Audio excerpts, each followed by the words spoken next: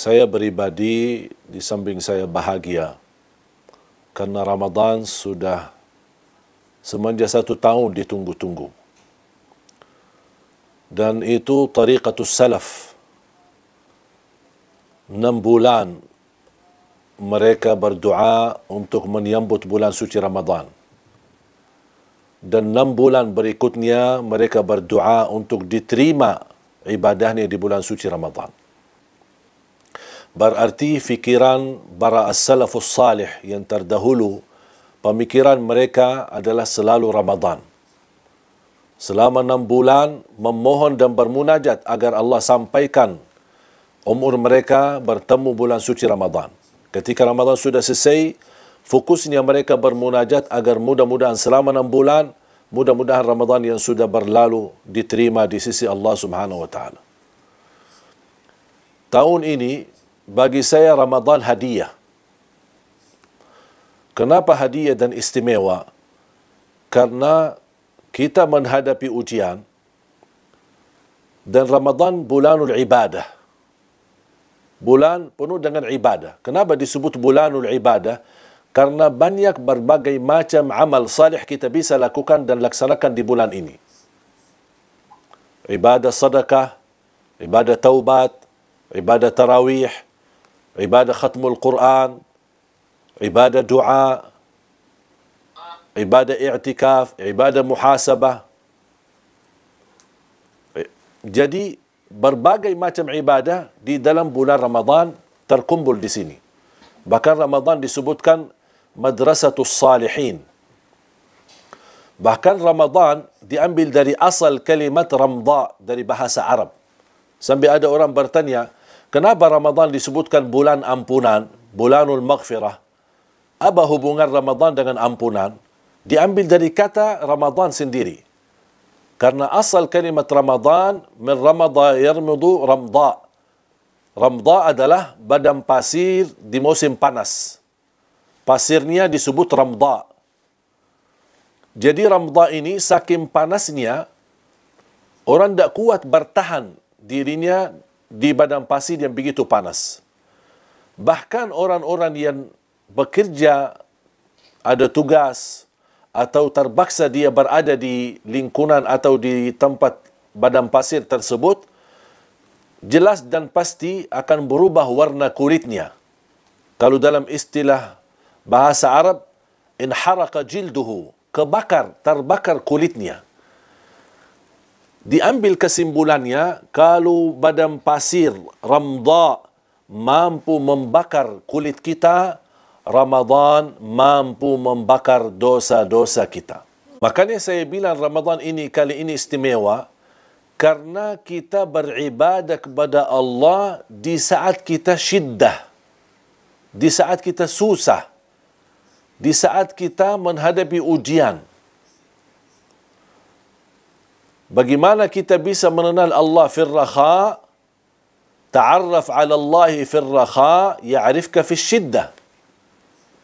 Sekarang kita ta'arraf ila Allah fil rakha wa ta'arraf ila Allah fil syiddah.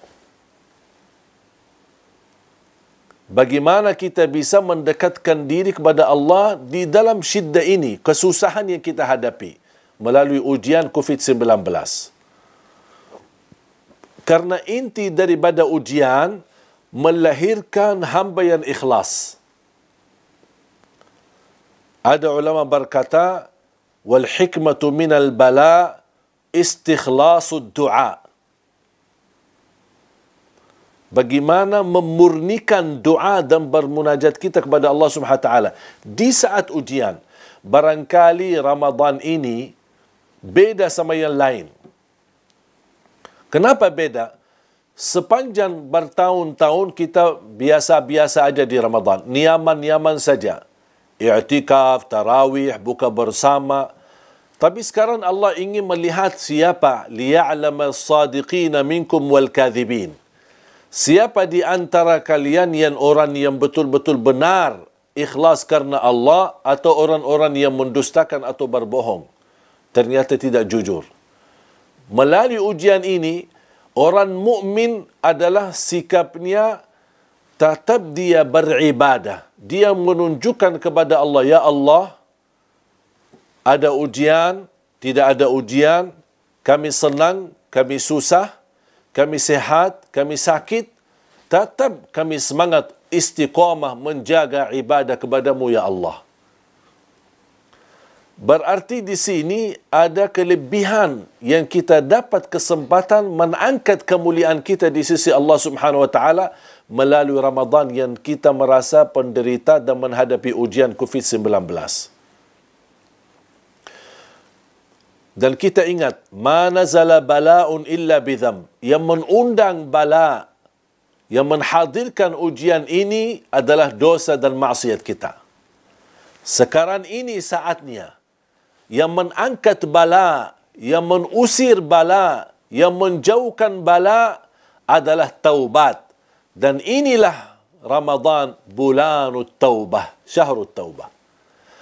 Artinya, kalau kita di bulan Ramadan belum bisa bertaubat, padahal bulan Ramadan adalah bulanut taubah, mohon maaf, kira-kira kapan taubat lagi? Bulan Ramadan belum diampuni dosa, kapan kira-kira diampuni lagi? Bahkan bulan Ramadan, menurut saya, bulan merubah nasib kita. Pintu neraka tertutup rapat. Pintu surga terbuka seluas-luasnya. Buat apa? Bebas dari neraka, masuk ke surga Allah Subhanahu wa taala.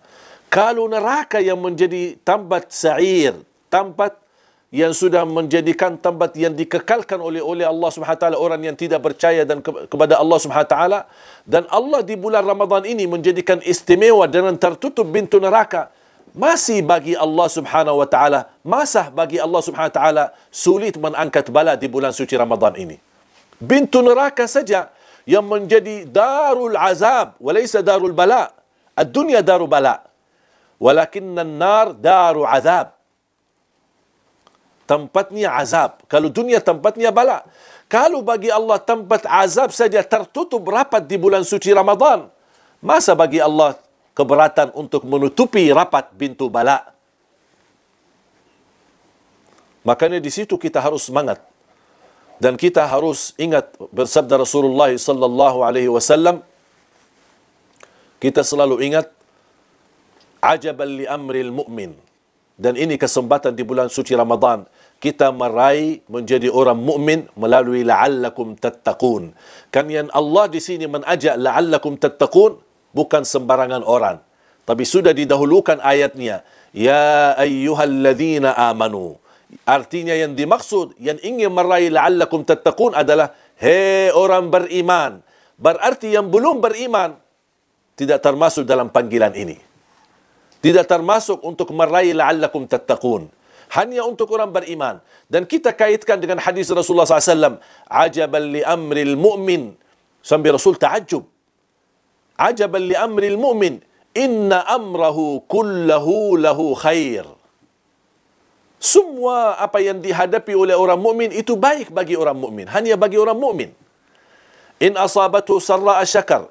Kalau dia menghadapi nikmat, mendapatkan nikmat, dia selalu bersyukur. Wa in asabatu dharra'a sabar. Kalau dia menghadapi ujian, Ramadan tahun ini bagi kita Ramadan penuh dengan ujian. Tapi kita sabar. Wa laysa dzalika illa lil mu'min. Kelebihan dan keistimewaan ini hanya dimiliki oleh orang beriman. Dan menurut saya Ramadan tahun ini karena penuh dengan ujian COVID-19, mudah-mudahan kita bisa mendapatkan sertifikat menjadi orang mukmin, dicap ini sudah orang mukmin di sisi Allah Subhanahu wa taala. Masuk dalam golongan hamba Allah Subhanahu wa taala la'allakum tattaqun.